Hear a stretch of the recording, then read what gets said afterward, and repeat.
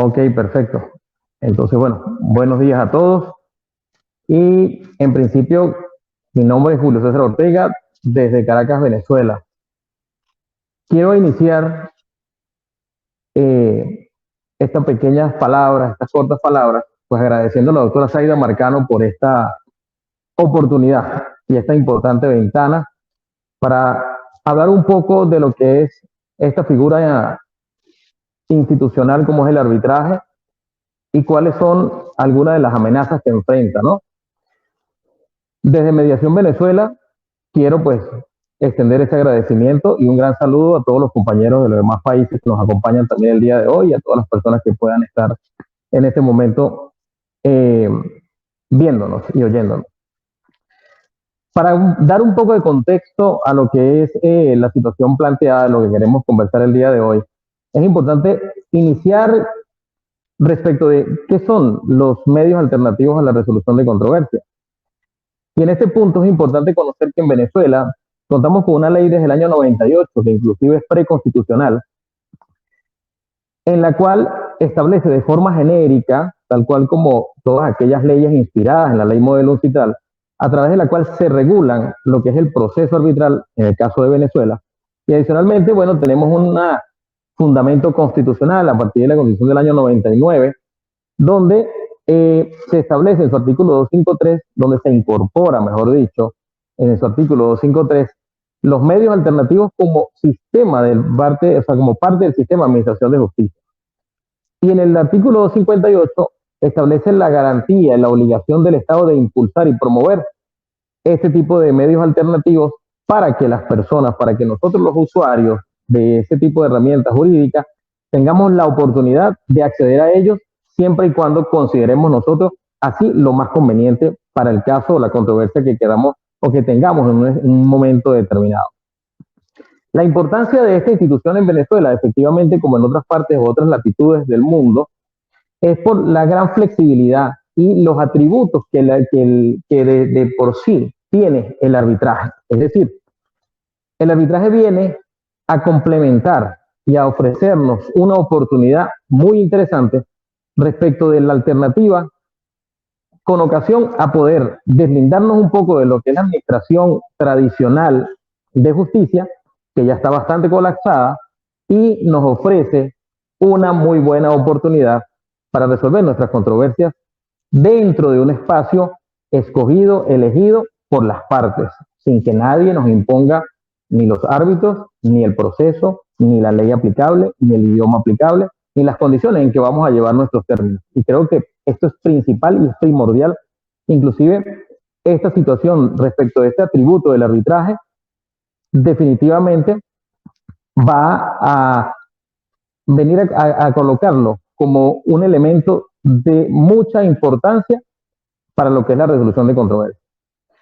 En Venezuela, la realidad en Venezuela del arbitraje para la fecha es que hemos venido eh, teniendo algunas decisiones importantes desde el máximo tribunal, desde el Tribunal Supremo de Justicia, cuando a través de sus pronunciamientos en el tiempo, desde el año 2000 a la presente, se han venido sucediendo algunas decisiones importantes respecto efectivamente de algunos recursos de nulidad que se han interpuesto respecto de algunas decisiones de laudos arbitrales, pero que han venido a contribuir a lo que es el avance y el fortalecimiento de la institución del arbitraje en Venezuela.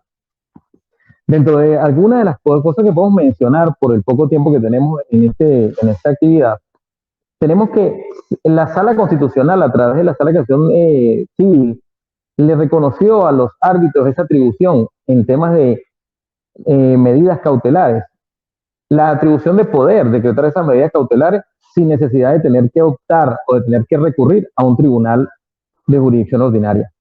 Asimismo, han habido decisiones que han contribuido también para que la aplicación negativa de lo que es el principio competence de forma negativa, es decir, esto tiene que decir cuando alguna de las personas que han suscrito un contrato al momento de resolver su controversia decide cambiar e intentar irse, demandar el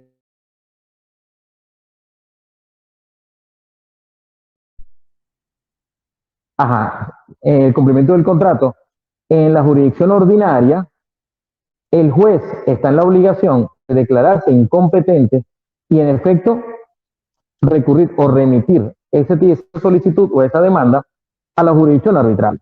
Esas son unas de las ventajas que hemos venido nosotros y que ha venido favoreciendo el arbitraje, por lo menos en Venezuela. Ahora bien, ¿de dónde nace el arbitraje? ¿Cuándo se inicia el arbitraje? Bueno, inicia de una característica y de un pacto arbitral, de una cláusula arbitral. Y esa cláusula arbitral no es otra cosa que la manifestación de voluntad de ambas partes que van a suscribir un contrato y que acuerdan como primera premisa renunciar a la jurisdicción ordinaria y atenerse a la decisión del árbitro y atenerse a las reglas que las mismas partes se van a imponer en su momento en jurisdicción arbitral. Entonces, esa cláusula arbitral es la génesis. ¿Por qué? De la voluntad de las partes. En ese sentido, comienza allí uno de los atributos del arbitraje, es decir, tenemos la libertad de escoger cuándo vamos a arbitraje y cuándo no, a través de ese pacto arbitral. Una de las cosas que quiero rápidamente mencionar es que hay que tener mucho cuidado cuando se elabora o que nos sentamos a discutir la cláusula arbitral para evitar ir muy al detalle, y esa situación puede, de alguna manera, terminar en que esa cláusula pueda convertirse en patológica, es decir, que de repente sea inejecutable por alguna condición específica que las partes pretendan o quieran por ser más exhaustivos en su acuerdo, y de alguna manera entonces esto se pueda convertir en una situación que pueda degenerar en que la cláusula no se pueda ejecutar en algún momento. Esto es una acotación respecto de lo que es la cláusula arbitral. Ahora bien, consideramos que es importante, antes de entrar a lo que es el tema central, que es la judicialización del arbitraje, hablar un poco de cuáles son los atributos, las ventajas que tiene el arbitraje respecto de la jurisdicción especial. Porque, de alguna manera, esta figura, esta situación, nos conlleva a que las partes o quienes vayan a decantarse por el arbitraje tengan la claridad de cuáles son las razones importantes y de peso para que esto sea, para que sea una opción viable para la resolución de su controversia. Y fíjense que empezamos con el punto que ya conversé en la cláusula arbitral, es decir, autonomía de la voluntad de las partes. Este es el principio de todo, la autonomía de la voluntad. Es decir, ambas partes deben estar muy conscientes de cuál es el por qué nos deslindamos o nos separamos de la jurisdicción ordinaria y por qué nos vamos a la jurisdicción arbitral. Entonces, el primer requisito y primera ventaja, autonomía de la voluntad. Ahora bien, ¿qué es la autonomía de la voluntad? No es otra cosa que nos permita a las partes en el contrato, uno, elegir nuestros árbitros, es decir, entre las partes nos ponemos de acuerdo para elegir el tribunal que va a decidir nuestra causa. También podemos elegir el lugar donde se va a llevar a cabo ese arbitraje, es decir, si está, por ejemplo, incluido más de un país, podemos elegir un país neutro, un foro neutral, para garantizar de alguna manera la objetividad en lo que es la decisión en el laudo arbitral final. También podemos elegir la ley aplicable tanto a la forma como al fondo del proceso. De igual manera, el arbitraje representa, como lo decía hace un rato, a una alternativa a lo que es el proceso judicial civil, a lo que es ya el congestionado proceso judicial civil. Efectivamente, el arbitraje ya se ha demostrado es mucho más eficiente y mucho más eficaz en términos de costo y en términos de tiempo en resolución de controversias. Y una característica importantísima del arbitraje es que es una figura de única instancia. ¿Qué quiere decir esto? Esto quiere decir que el arbitraje solo procede en contra de él un recurso que, de conformidad a nuestra ley del arbitraje comercial en Venezuela, es el recurso de nulidad. Y es aquí donde comienza un poco lo que vamos a conversar, que es la judicialización. ¿Y qué se entiende por la judicialización del arbitraje? No es otra cosa que el tener que salirnos en algún momento de lo que es el sistema arbitral y recurrir a la jurisdicción ordinaria. Entonces, cuando se recurre de una decisión del laudo arbitral, en ese momento judicializamos el arbitraje porque interviene, en el caso de Venezuela, un tribunal superior en lo civil, que va a decidir respecto de si la decisión del árbitro en este laudo arbitral está ajustada a derecho o no, o se vulneró algún principio constitucional. No obstante, es importante aclarar que dentro de los requisitos para poder recurrir a un laudo arbitral respecto de este recurso de nulidad, existen dos circunstancias importantes.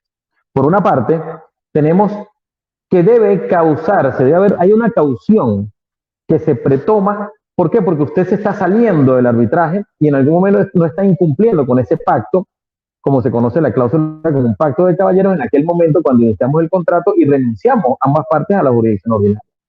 Entonces, si porque no nos favoreció el laudo arbitral, nos vamos al recurso de nulidad y judicializamos el arbitraje en ese momento, tenemos que hacer una caución económica, porque si ese recurso es porque no me convino la decisión y lo hago por entorpecer la eficacia del arbitraje o lo hago por de alguna manera dilatar la decisión, entonces debo presentar una caución. Pero también es importante saber que en ese caso, en la ejecución o la interposición, mejor dicho, de ese recurso de nulidad, no suspende para nada la ejecución del laudo. Es decir, el laudo sigue y lo puede ejecutar la parte favorecida, independientemente de que se haya interpuesto el recurso de nulidad en contra del laudo. Otra de las ventajas que tiene el arbitraje, y que es importante dejar claro, es la especialización de los árbitros respecto del objeto de la materia que se está discutiendo. Es decir, cuando vamos a la jurisdicción ordinaria, nos conseguimos que el juez puede ser muy especialista en una materia X, pero respecto de la materia que se está sometiendo a su discusión, él no tenga la experticia necesaria para poder tomar una decisión lo más objetiva posible y lo más acercada a la realidad. Entonces, esto es una ventaja también respecto de los árbitros en tema de arbitraje. Y efectivamente, también otro atributo que tiene el arbitraje es el tema de la privacidad y la confidencialidad de todas las cosas que se tratan dentro del desarrollo del proceso arbitral. Y adicionalmente, como última ventaja que queremos exponer el día de hoy, no es otra cosa que hablar de la Convención de Nueva York del año 1958, la cual es el soporte, es el sustento para poder ejecutar los laudos arbitrales en un país extranjero, en un país diferente al cual fue dictado dicho laudo. En ese sentido, a través de la Convención de Nueva York, nos garantiza la ejecución entonces de un laudo extranjero en cualquiera de los 156 países que suscriben en la Convención de Nueva York, entre esos Venezuela. Ahora bien, ¿cuáles son los desafíos que respecto de lo que venimos conversando de frente al arbitraje? En principio, como hemos venido explicando de alguna manera, el primer desafío es el evitar tener que ir a la jurisdicción o apelar a la jurisdicción ordinaria en algún momento para auxiliarnos respecto de, por ejemplo, la continuación de un procedimiento. Sabemos que una de las situaciones que lleva un poco a veces de tiempo y de algún tipo más de procedimiento es la elección de los árbitros en principio. Y cuando no hay un acuerdo entre las partes para la elección de árbitros, debemos recurrir a un tribunal para que el tribunal designe estos árbitros. Entonces, uno de los desafíos es evitar que eso suceda y los centros de arbitraje debemos procurar en nuestros reglamentos tener todas estas soluciones para evitar que se judicialice, en este caso, el arbitraje. Como segundo de los desafíos tenemos que también cuando la ejecución, y lo mencionaba al principio dentro de algunas de las ventajas y algunos de los avances que han habido en Venezuela respecto de la jurisdicción por parte del Tribunal Supremo de Justicia, ha sido que en el momento de que se interponga la solicitud para que el inicio de un procedimiento arbitral, si existan solicitudes de medidas cautelares, entonces, bueno, ya se incorporaron los árbitros conocidos como árbitros de emergencia o de urgencia para que decidan respecto de esas medidas cautelares previas a la constitución del tribunal definitivo que va a conocer de la controversia. Esa atribución también en algún momento, cuando no existe disposición en los reglamentos de los centros de arbitraje, entonces en ese momento deben recurrir las partes también a hacer esa solicitud ante el tribunal ordinario. Eso también es judicialización del arbitraje. Y por ende retarda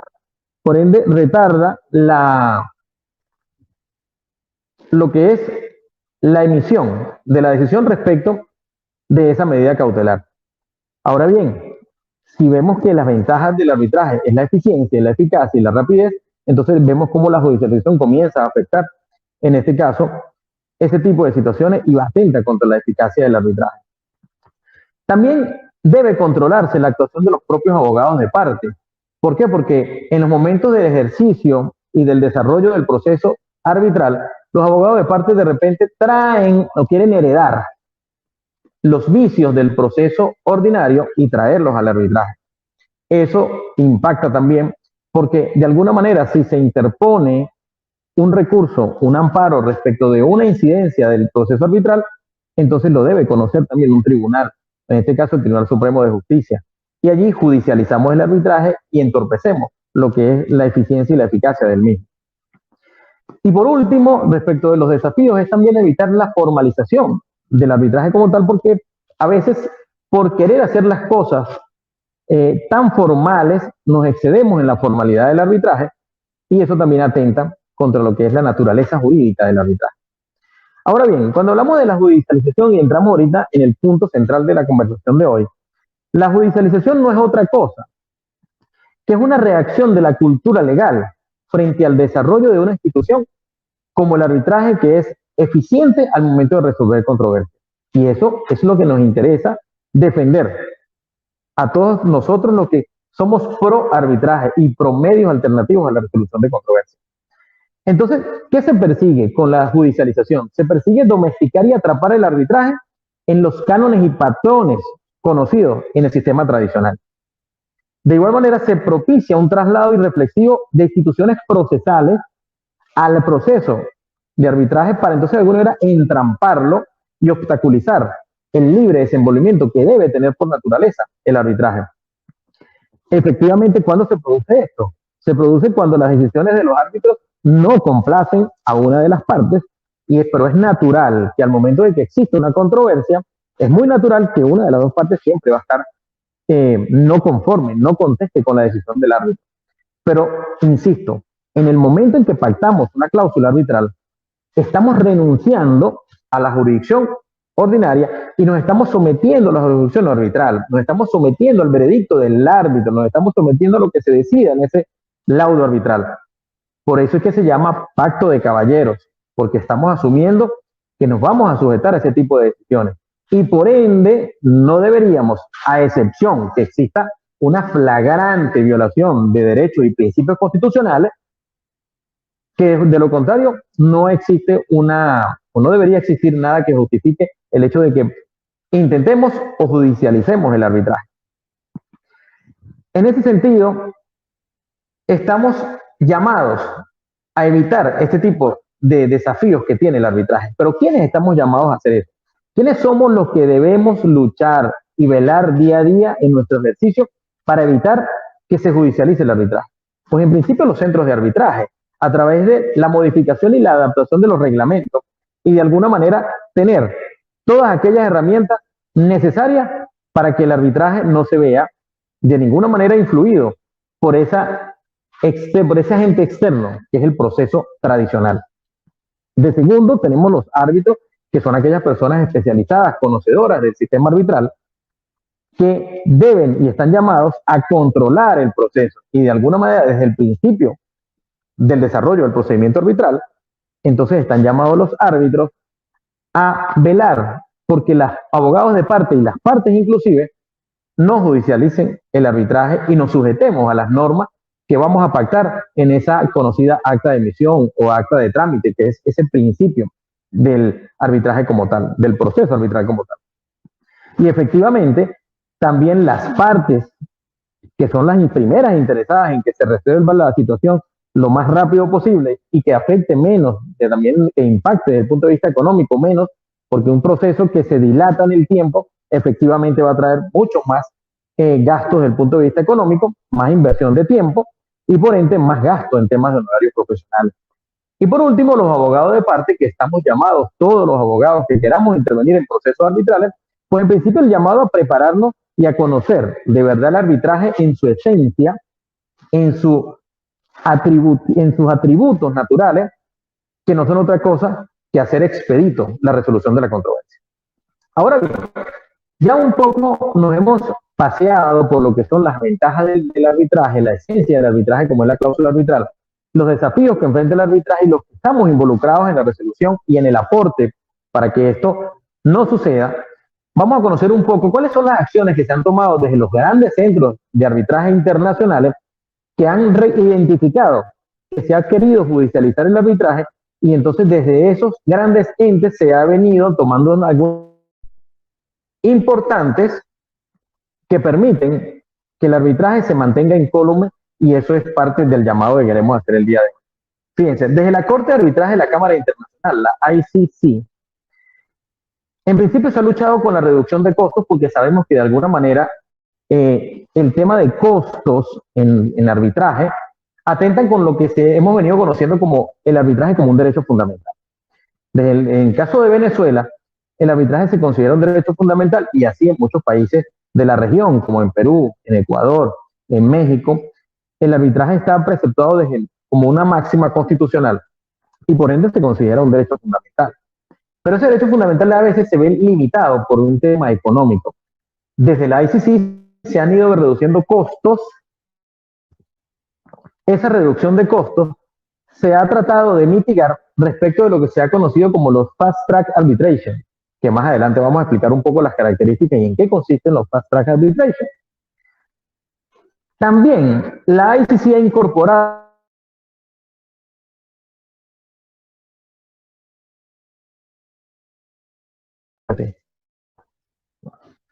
También la ICC ha implementado que la obligación para las partes, para que hagan los esfuerzos, al igual que el árbitro, para que todo sea expedito, para que de ellos mismos nazca la iniciativa de hacer y procurar que el procedimiento sea expedito. Se han reducido los lapsos procesales del reglamento original para hacerlo mucho más eficiente, y en efecto se han tomado inclusive otras medidas superiores, como imposición de sanciones a los árbitros que consisten en la disminución proporcional de sus honorarios cuando se excedan en los plazos para dictar los laudos arbitrales. De esta forma, ICC se ha convertido en un garante de la eficiencia del arbitraje. Y en caso contrario, es decir, cuando el árbitro muy eficientemente le da fin a un proceso arbitral en un tiempo muy breve, entonces también lo premia. Ahora bien, tenemos también la Corte de Arbitraje Internacional de Londres, que, entre otras cosas, ha incorporado a su reglamento algunos atributos que permiten la no judicialización del arbitraje. En este caso impone en principio una declaración. Todos los candidatos a árbitros para ser seleccionados en algún momento firman una declaración donde hay un compromiso, primero de capacidad, segundo de conocimiento y de eficiencia respecto de la causa que va a ser sometida a su conocimiento. También la Corte se ha tomado una atribución de forma unilateral, si puede y si se considera que el árbitro no ha llevado una conducción de ese arbitraje de forma razonada, de forma eficiente, de forma diligente y competente, la Corte asume entonces y revoca a ese árbitro por el no cumplimiento del reglamento. También se trata de acortar los lapsos que se deben o que se estilan normalmente para ese primer encuentro entre el árbitro y las partes, y se lleva a 21 días una vez que ya está formalizado y que está constituido el tribunal arbitral. Efectivamente, también los abogados de parte, como lo mencionaba hace un momento, van a ser susceptibles de sanciones al momento de que pretendan hacer un ejercicio de mala fe en el proceso, y de alguna manera cuando se recurre a algunos tipos de recusaciones, pero recusaciones falsas o haciendo uso de pruebas falsas y que solo persiguen es entorpecer y demorar el proceso, también esos abogados en esos momentos van a ser sometidos a algún tipo de sanción de conformidad al reglamento. Ahora bien, hace un momento les hablaba de algunas de las acciones de la Cámara de Comercio Internacional, la ICC, y les hablaba de los Fast Track Arbitration. ¿Qué son las Fast Track Arbitration? No es otra cosa que los conocidos como los arbitrajes breves o arbitrajes de vía rápida. Esto justamente para contribuir y ser cónsonos con entonces ese evitar la judicialización del arbitraje. Su fin no es otro que simplificar los procesos. Eso sí, es muy importante. Simplificamos procesos, simplificamos tiempos, acortamos tiempos, pero de ninguna manera se persigue sacrificar las garantías procesales y constitucionales de ninguna de las partes. Eso tenemos que tenerlo muy claro. Porque, en efecto, los arbitrajes de derecho deben garantizar el respeto de las garantías y los derechos fundamentales de las partes. ¿Cuáles son algunas de las características de los Fast Track Arbitration? Bueno, en principio, a los efectos de ICC, todo quien quiera optar por esa metodología de arbitraje de vía rápida debe tener una pretensión que no va a exceder, en el caso de ello, de $2 millones. Deben ser menores a $2 millones. La controversia por defecto va a estar decidida por un solo árbitro, no va a existir un árbitro colegiado. Ese árbitro no va tampoco a pasar por la fase del proceso de lo que es el acta de emisión, que también lleva un tiempo para ponerse de acuerdo en lo que son las reglas de cómo lo vamos a llevar en ese arbitraje. También excluye la posibilidad de que las partes sumen o incluyan nuevas pretensiones a las ya originalmente postuladas desde un principio. Y de igual manera se da, lejos de los 21 días que hablaba hace un rato en el reglamento ordinario, se llama a que en 15 días se reúne el árbitro con las partes para comenzar el proceso. Entonces, también se le da un poder discrecional a los árbitros en estos Fast Track Arbitration para que puedan delimitar inclusive la extensión de los escritos que vayan a presentar las partes en el momento de la evaluación de las pruebas, en la valoración de las pruebas, e inclusive se privilegia el uso de los medios electrónicos para que efectivamente todo esto contribuya a que el proceso sea lo más expedito posible y evitar entonces que podamos caer o incurrir en los vicios que el arbitraje, por naturaleza jurídica, viene dotado de una serie de atributos que escapa de todos esos vicios del sistema tradicional.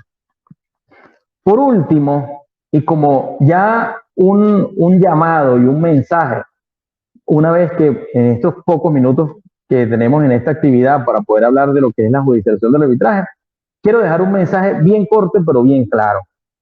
Y es el llamado a que lejos de judicializar, lejos de constitucionalizar, lejos de jurisdiccionalizar o lejos de procesalizar el arbitraje, el llamado para todos, centros de arbitraje, árbitros, abogados de parte, inclusive las partes, que son los primeros interesados en que se resuelva su controversia de la manera más eficiente y eficaz, el llamado es a arbitralizar el arbitraje. Es decir, hagamos por el contrario de esta institución cada día fuerte,